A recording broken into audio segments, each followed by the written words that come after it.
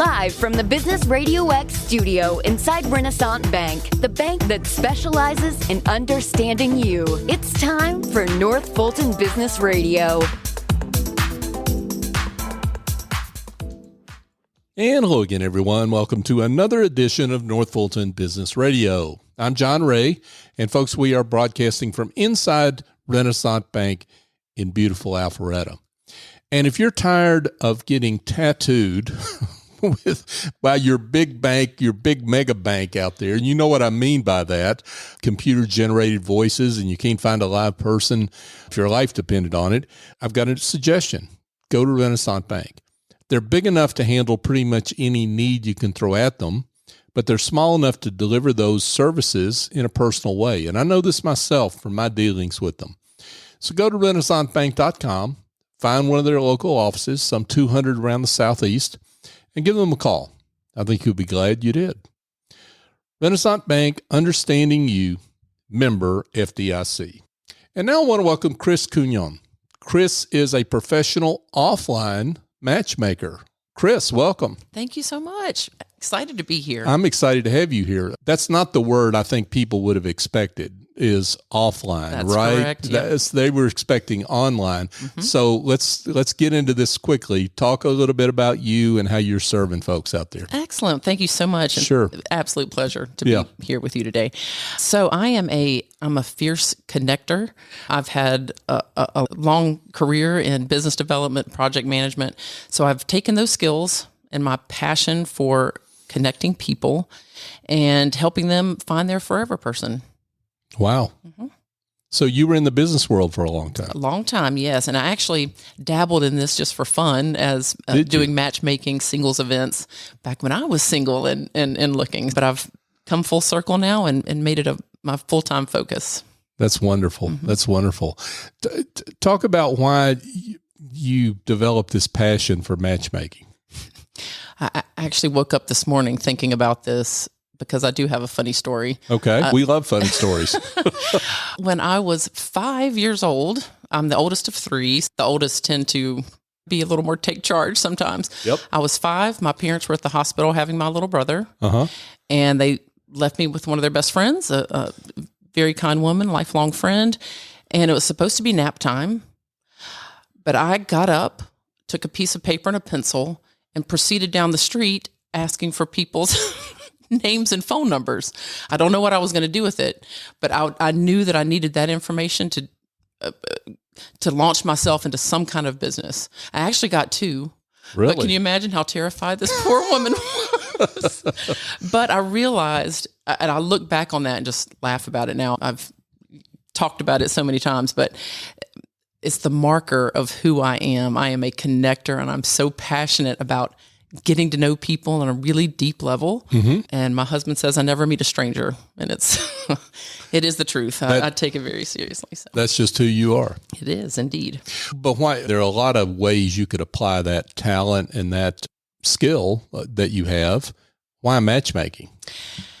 So many people there's so many amazing people out there, and they just haven't found their person yet. Mm-hmm.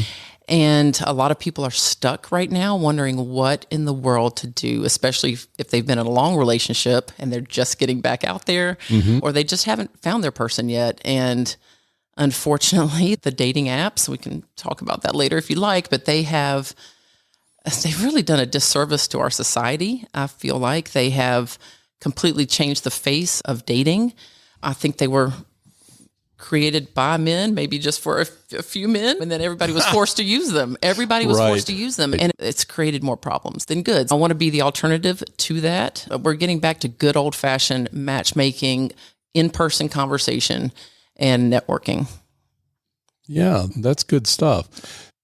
I would imagine that most of the clients that you work with have tried the online experience. Absolutely. And they've got horror stories. There's so many. I actually heard one yesterday at the North Fulton Chamber of Commerce meeting. Met somebody. Okay. Tell us. He was finally, and they say it takes 100 swipes in a dating app to actually get on an actual date with an actual person. And you still don't know who that person is. And so yesterday, I heard yet another story. He found somebody fairly interested. They had a meeting at the bar, I think 7:00. They're supposed to meet at the bar. And he's looking all around, could not find her. So he called her on the phone. And the woman right beside him answered the phone. And he's, "You don't look anything like your pictures." Yep. What's with that? She said, "Oh, I wasn't getting much attention with my own pictures." So she, and it was a completely different person. And she said, "I didn't think I'd, get to you if I just shared my actual." So of course the date's over quickly, and he was catfished once again. So is that what you call that? They either make up their own profile or use other people's pictures, but you call that catfishing. It's called catfishing. It's very deceitful. It happens so much. There's a term for it. Yeah. And I think people know this by now. Dealing in the dark recesses of the internet is you can be anybody you want to be, right? Yeah, that's the scary part. That's the problem. That is a huge problem. Absolutely. I'm just curious about this. I'm sure the stats on this is that how successful are those dating apps really? If we knew the real numbers, nobody would ever go on them. Exactly. Can you get beyond all their veneer and marketing hooey and tell us what the real numbers are? Or do you know? Yeah, well, there are some. And actually, there was recently some research that just came out. 1 in 3 dating app users say they left the relationship because it felt toxic. Oh, really? And then, of course, it's just a dangerous psychological space, but you get unsolicited pictures, unsolicited people trying to contact you, just in general inappropriateness. Mm-hmm. And 52% of people are urgently swiping through these matches. And you just have to take a step back and say, how could you possibly find your soulmate by just glancing at a picture for 2 seconds? Yeah, really. Yeah. So there are plenty of stats about that, but yeah. So let's talk about how it happens with you and that process. So you're there to help folks decompress from that experience, right? Yes. And reconnect with, as you say, some good old fashioned just face to face meeting and talking and getting to know someone. Yes. That's intimidating. It's intimidating for all of us in a way, right? Even the most extroverted sometimes. So talk about how you work with someone at the beginning. We typically meet in person if possible. If not, online video chat can suffice. But yeah, we get to know you on a deeper level, really get to know you and what you're looking for. And then we take it from there. We do matchmaking, but also date coaching is a big piece of what we do, just really helping people narrow their list if they have a very lengthy list of expectations and something they're looking for. We help rope that in. And then some people don't have a list at all because they're completely confused or whatever their past experience has been. They don't know where to start or what the expectations should be. So through that conversation, we help them guide the search. And then we can be a friend through the whole process and even provide that consultation, date coaching, and I can even be a wing woman on the side to help actually have practicum experience out in public. I can support folks for all those needs. I want to hear more about that. Kris Cugnon is with us, folks, and Kris is a professional offline matchmaker. Kris, people are different, right? And you just described it, that some people have a lot more expectations than they ought to have, and some people just have no idea what they're getting into. So what do you have a series of questions you take people through, or how do you really get into knowing who someone is, right? And so that you can help better service them in terms of matching them up properly? That's a great question. I would look at it like I have maybe a flight was just delayed and I'm sitting beside somebody at the airport, and you just start to find out what their hobbies, their interests are, their career, education background, and their past dating history. What does that look like? And then eventually the conversation comes around to, and the main focus of finding your forever person is how you want to feel. And you can look at it 5 years down the line. How do I want to feel when I am loved and I want to give love? What does that look like for me? And so it gets beyond physical descriptions and other things like that. Yeah. So it gets really to the heart of what matters. Do you work with women, men, both? Both. Yep. Both. And all ages. Okay. All ages. All ages. Mm-hmm.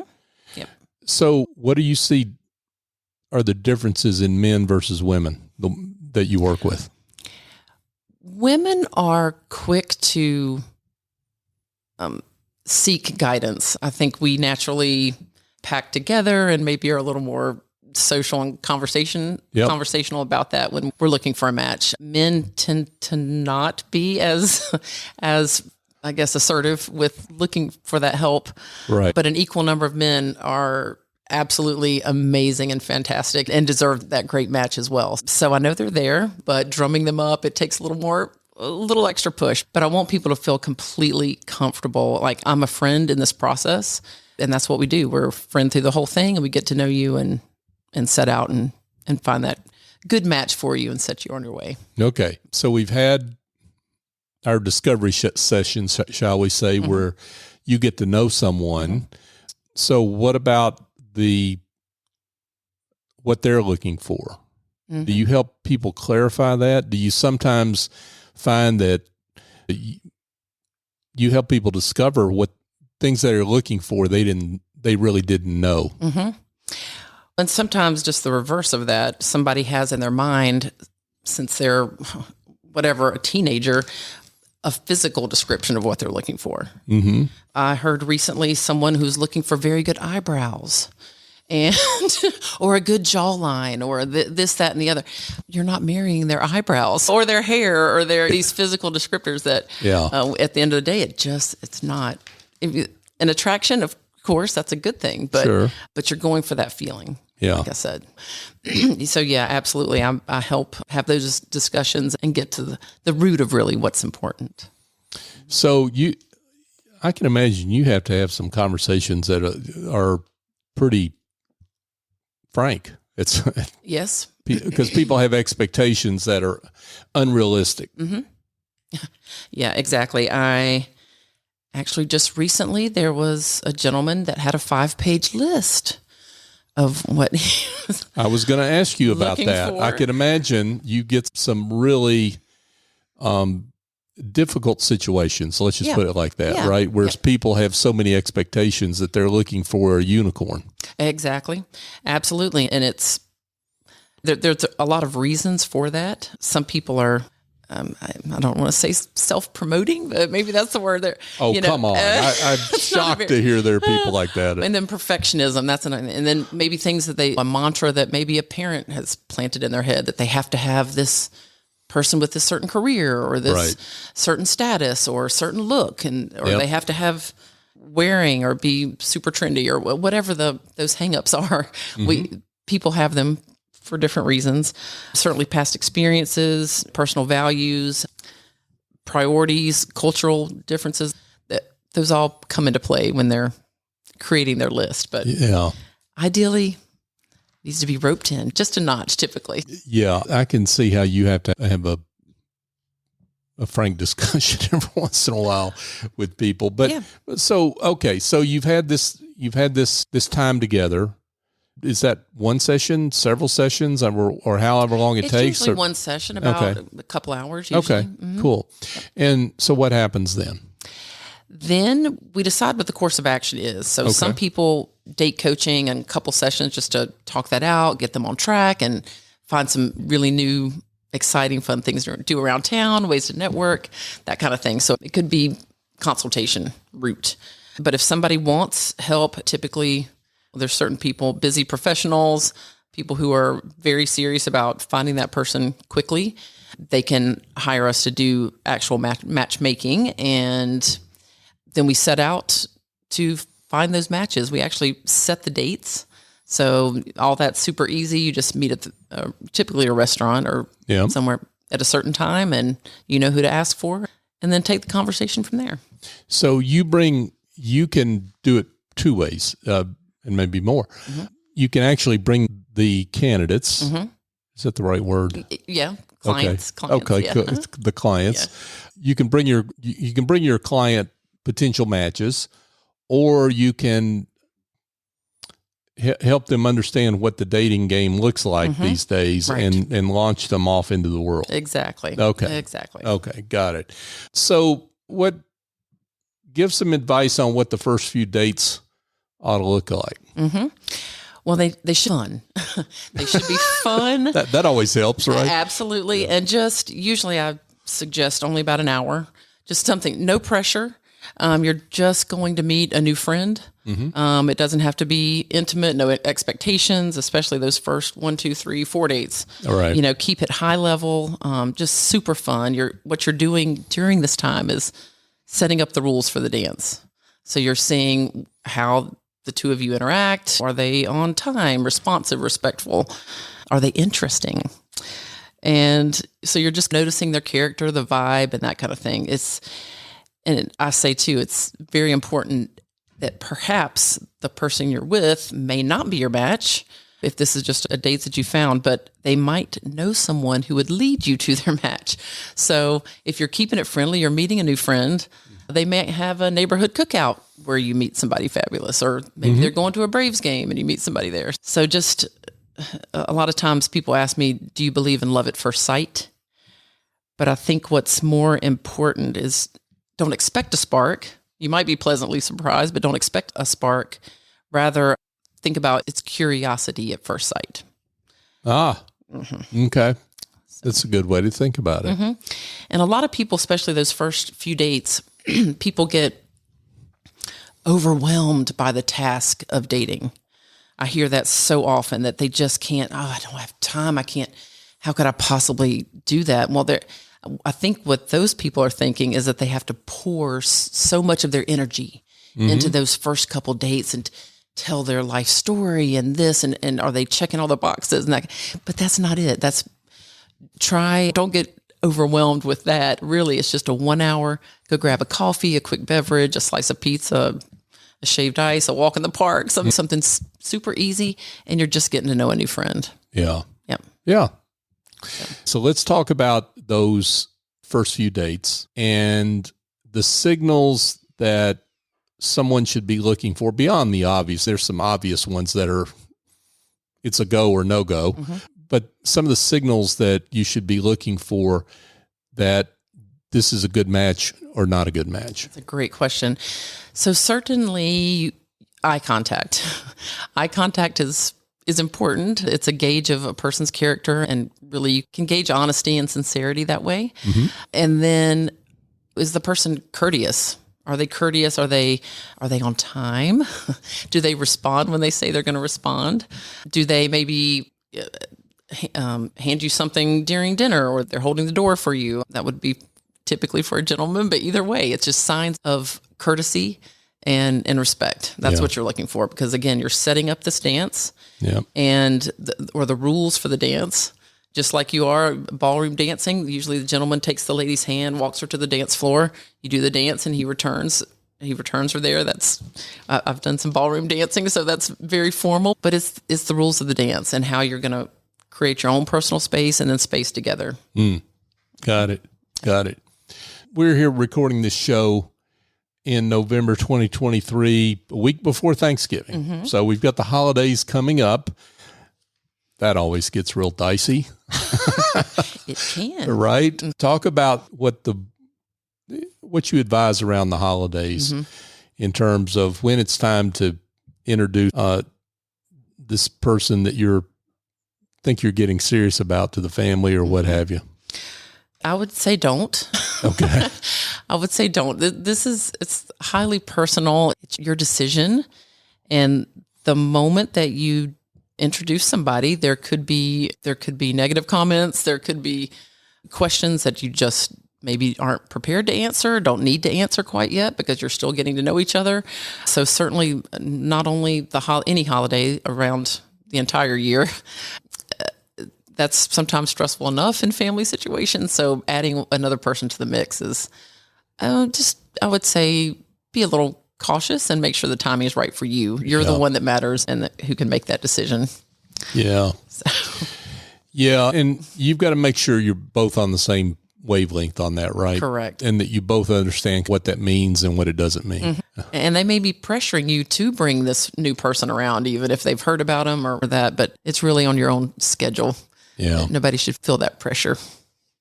So what about those that are single during the holidays, and that just being single, it creates its own dynamic there during what is, most people consider a family time. But it's an exciting time too. There's so many things you can do as a single person to meet people and do your own personal networking out of your career. You can set a challenge that you're going to go do something new each week and put yourself out of your comfort zone. One great thing to do for our community, but also for yourself, is to volunteer. There's so many things year round to do for volunteering, and you always meet good, kind-hearted people typically. I have some other ideas if you'd like to hear those. Please. Okay. If somebody is into wine tasting, there's always plenty of events going on with wine tasting. Join a wine club.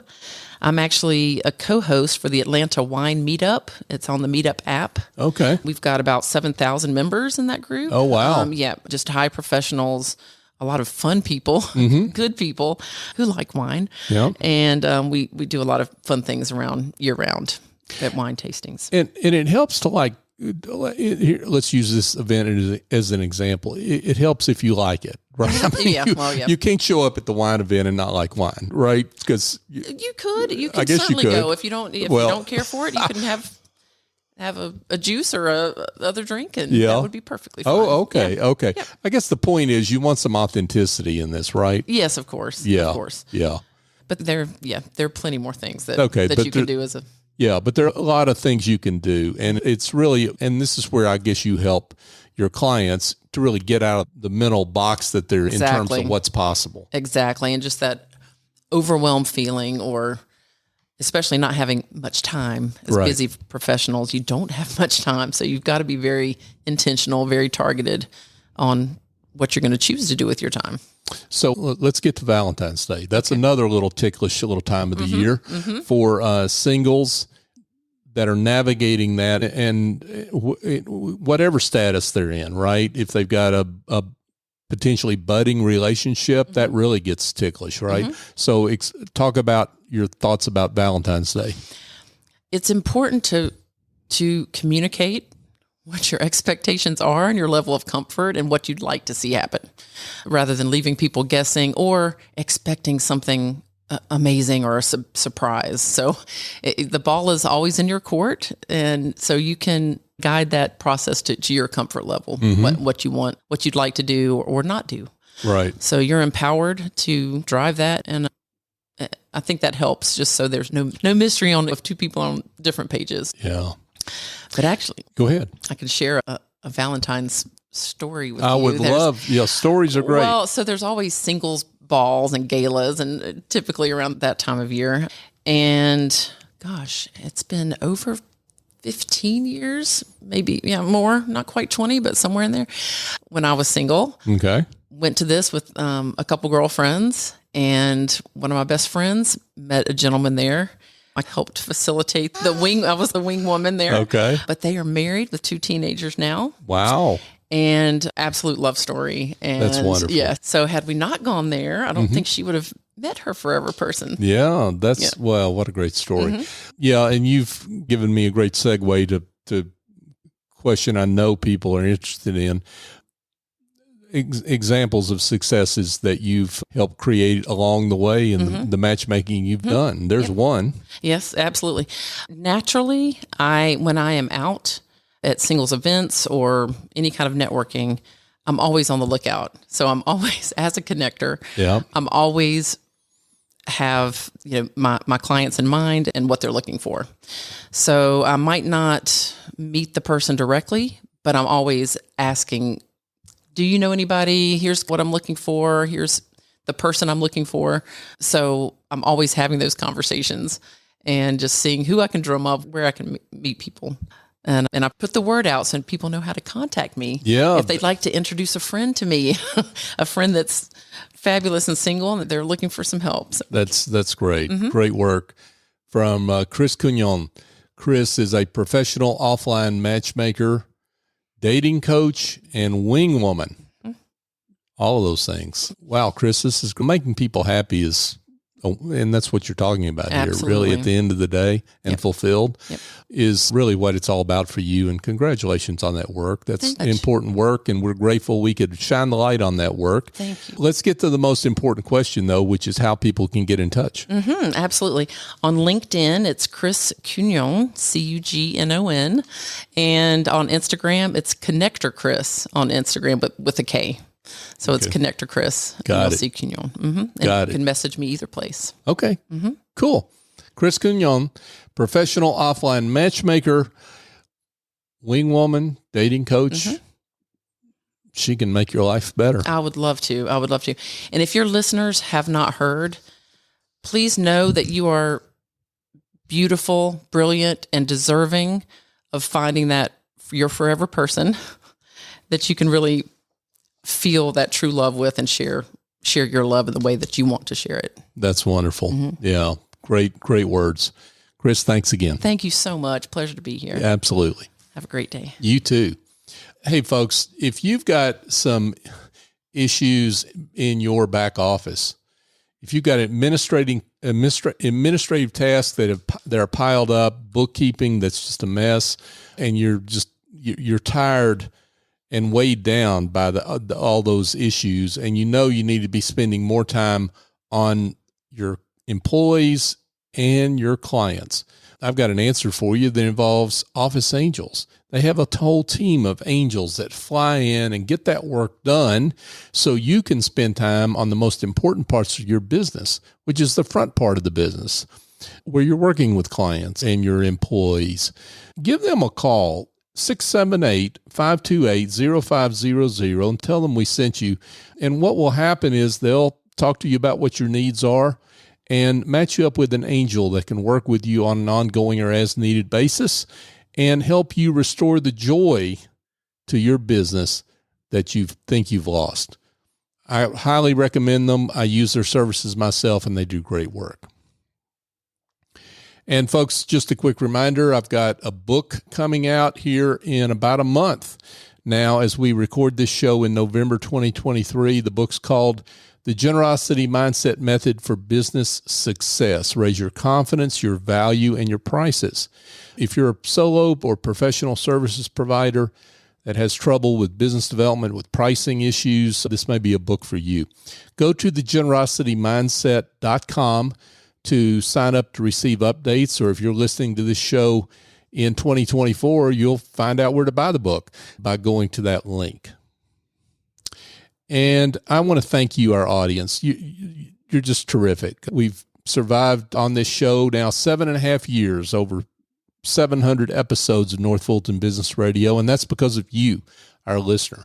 You have continued to love us on social media, and one of the things you do that I have heard from a number of people is you share the show with people that you might think have an interest in the services of our guest on the show. And if you know someone out there that's looking for that forever person, then you've heard from Kris here today, right? But we've got so many other business leaders that we've had on the show, and you support them in that way and honor their work in that way. And thank you for that. That also helps us because it helps us live into our mission to be the voice of business in the North Fulton region. And I am grateful for you. So thank you. So for my guest, Kris Cugnon, I'm John Ray. Join us next time here on North Fulton Business Radio.